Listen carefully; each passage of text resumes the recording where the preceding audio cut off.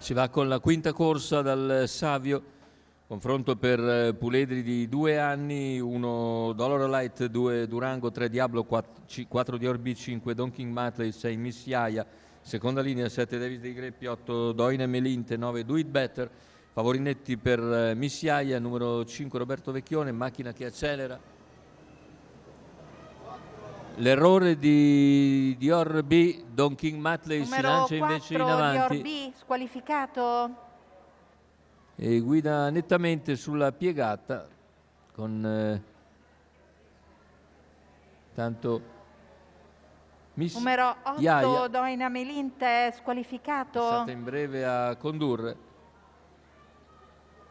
nei confronti di Durango,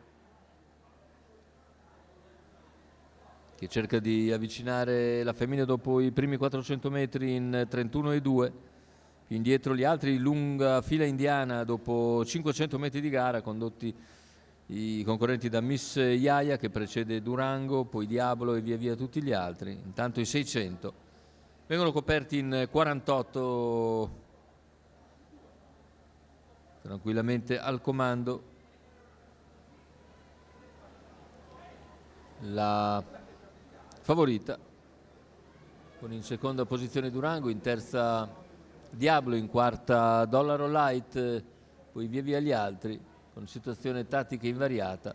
Dopo 800 metri in 1.3.8, Miss Yaya, che ha effettuato la qualifica proprio qui a Cesena in 1.16.7, ora è andata molto tranquillamente per i primi 1000 metri in 1.19.9, ora però comincia ad accelerare. Durango cerca di mantenere la seconda posizione davanti a Diablo e Dollaro Light.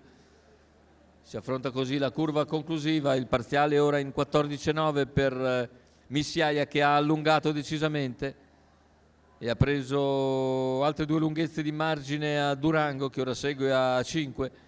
Più indietro in terza posizione Diablo, nessuno riesce a farsi luce dalle retrovie e così numero 5 Miss Yaya Don King Matley in arrivo si distende bene lungo la corda per dominare, vincere al debutto in maniera molto convincente. Secondo posto che sul palo è forse ancora appannaggio di Durango su Diablo, i due vicini comunque, 1.17.8 il ragguaglio conclusivo. Roberto Vecchione all'immediato raddoppio per Holger Ehlert, questa 2 anni svedese, figlia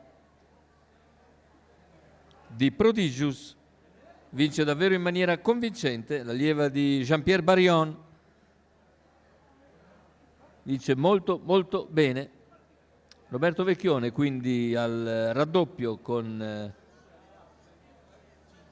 Holger Ehlert, sempre per Holger Ehlert, mentre per il secondo, vedete, dovrebbe essere ancora il numero 2 di Durango a salvarsi da Diablo, ma aspettiamo anche in questo caso l'arrivo ufficiale.